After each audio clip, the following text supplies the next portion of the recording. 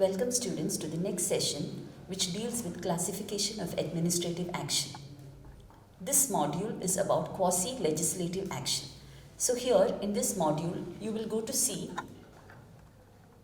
the characteristics of quasi-legislative action and how could you possibly differentiate between a quasi-legislative action and a quasi-judicial action.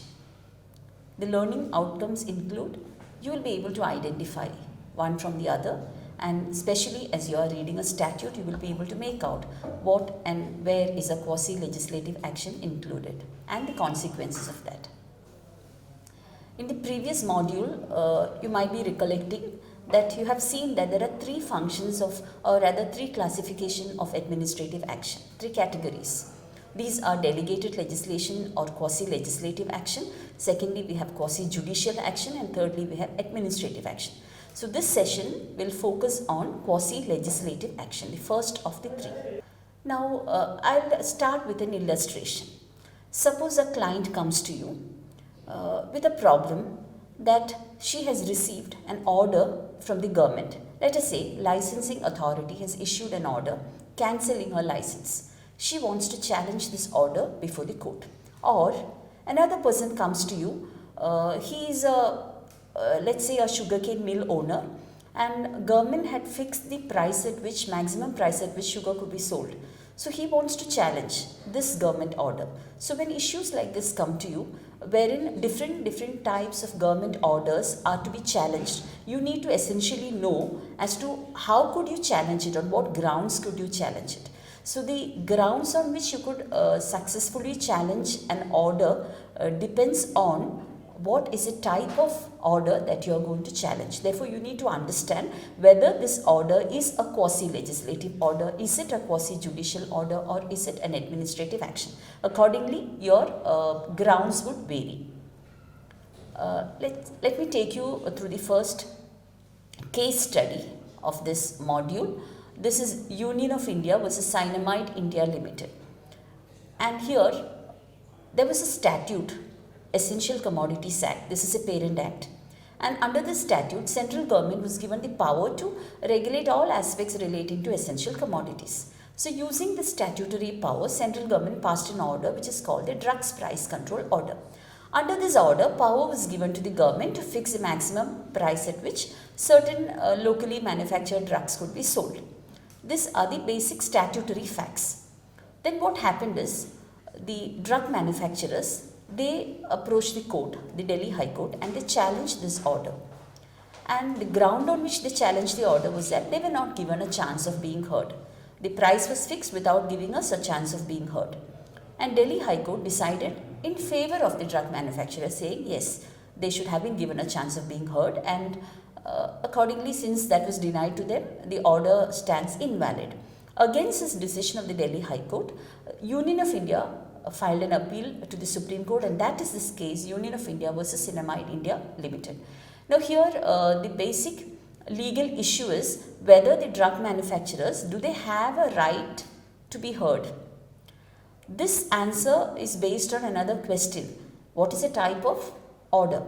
If it is a quasi-legislative order, if the drugs price control order is a quasi-legislative order, then they do not have a right to be heard, because natural justice principles need not be complied with in case of a quasi-legislative order. However, if it is a quasi-judicial one, then they must be given an opportunity of being heard.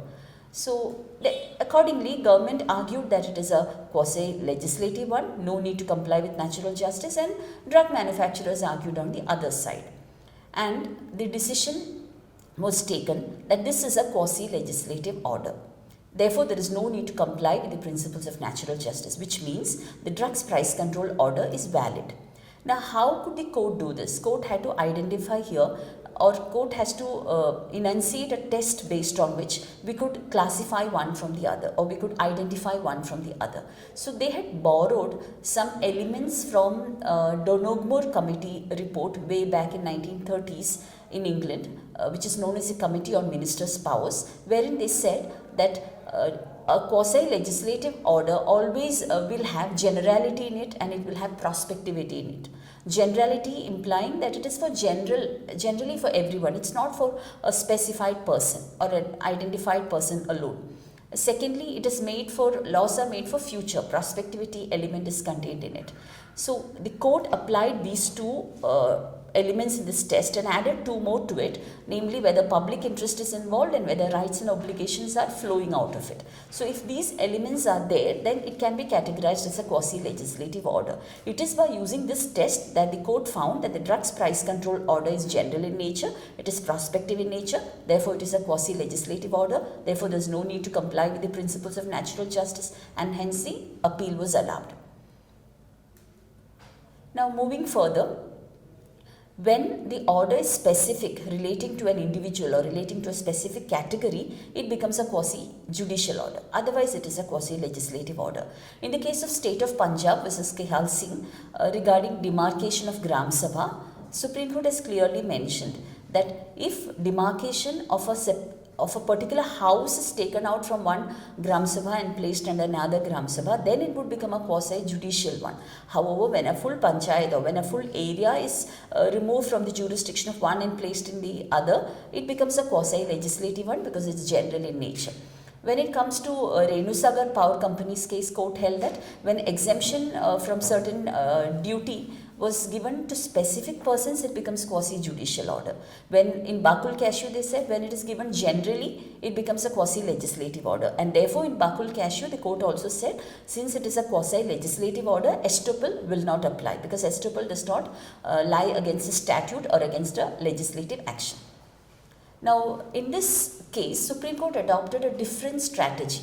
Scheduled Caste and Weaker Sections Welfare Association versus State of Karnataka. There was a slum clearance notification where the government said people who are living in the slums, they will be now given a better accommodation and the slums would be cleared. So the slum clearance notification is to the benefit of the slum dwellers. Later, another notification was issued which cancelled the previous one, which means now the slum dwellers' rights to a better place which they thought they have is now taken away. And the slum dwellers challenged, or on their behalf, petition was filed, and the ground of challenge was that they should have been heard. They have a right to be heard. Supreme Court in this case quashed the notification. How the Supreme Court, what was the reasoning of the Supreme Court, we will analyze more in detail. But the decision is Supreme Court quashed the notification because the slum dwellers were not given a chance of being heard. The second notification was quashed. And the court said their rights were adversely affected by the second notification and therefore they deserve to be heard. Remember, court did not classify this into a quasi-judicial action. Rather, the court just said their rights are getting affected, therefore they have the right to be heard. And then the question comes, when we analyze how the Supreme Court reached this conclusion, we have to first answer a question, is not the notification legislative in nature? There is generality, there is prospectivity. It is legislative, it appears to be legislative in nature. In which case, if it is general and prospective and if it is legislative in nature, should natural justice be followed? No would be the answer. And if natural justice need not be followed, how did the court quash it on this ground that they were not heard? Here a different strategy was adopted by the Supreme Court. Court did not actually deal into the question whether the notification is quasi-legislative or quasi-judicial. Instead, the court just quashed it on the ground of failure to comply with the principles of natural justice. And the reasoning is every citizen is protected against arbitrary exercise of power by the state or by its officers. And therefore, whenever any officer has the authority to decide any matter which would put another person to a disadvantage, natural justice must be followed. Therefore, we can see here that between legislative and non-legislative action, on one side it's general, other side it's specific. One applies to the future, other decides the rights and liabilities specific to individuals. Therefore, to conclude, the effect of a quasi-legislative action is that it must be published, estoppel will not lie against it, natural justice need not be complied with. However, the new trend which we see is that if rights are adversely affected, natural justice must be followed, and courts sometimes do not even go to the extent of classifying one from the other.